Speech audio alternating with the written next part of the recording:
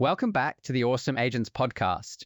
Today's story sounds simple on the surface, but gets truly strange the more you look at it. Yeah, this one is almost poetic. Amazon Mechanical Turk is shutting down to new customers. And the reason why is kind of a perfect loop. Okay, let's back up.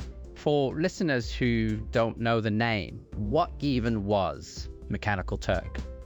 So it launched in 2005. The basic idea was you post tiny digital tasks and pay a few cents each to get humans to complete them. Labeling images, transcribing audio, answering surveys. And eventually it became the backbone of AI training data? Right. In 2018, Amazon pivoted it explicitly around AI.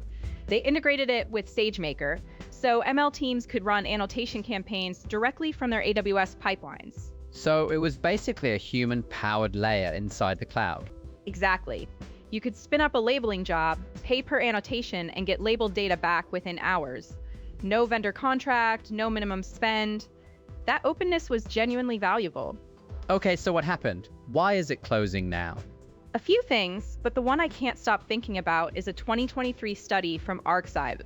Researchers found that between 33 and 46% of crowd workers on the platform were using LLMs to complete their tasks. Wait, so people paid to label data for AI were using AI to do the labeling?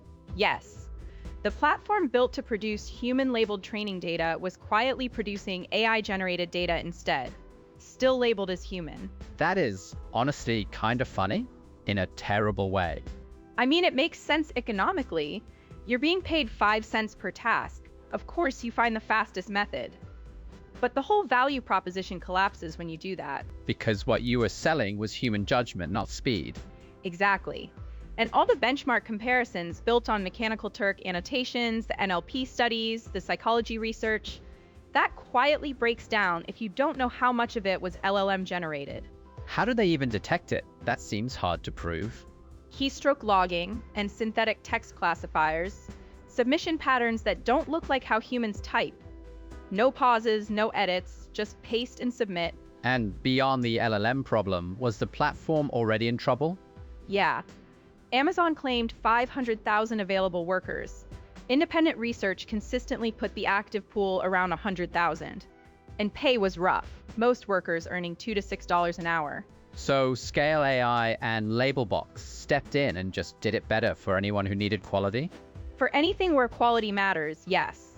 Managed workforces, quality controls, domain specialization. Mechanical Turk's open model was good for volume and tolerating noise. That's a much narrower use case than it used to be. What does AWS point people to now? SageMaker Ground Truth, which ironically still lists Mechanical Turk as one of 3 workforce options. After July 30th, that option just becomes a lot less useful for anyone who hasn't already registered. One thing the article highlights that I think gets lost in the obvious narrative, what this means for academic researchers. Yeah, this is the part that sticks with me. Mechanical Turk was how thousands of NLP benchmarks and psychology studies got built. Fast, cheap, varied respondents with no minimum spend. And nothing replaces it at that price. Nothing. Scale AI is enterprise, Labelbox is enterprise, Rima Tasks has its own application process. The pay-as-you-go 5 cents per task model for scrappy academic projects doesn't have a direct successor. So you lose the commercial data pipeline and the research infrastructure at the same time. Both casualties of the same shift. LLMs got good enough that you didn't need a crowd for most labeling tasks, which meant the crowd started using LLMs themselves. It closed the loop. The platform that helped build the models that ended the platform.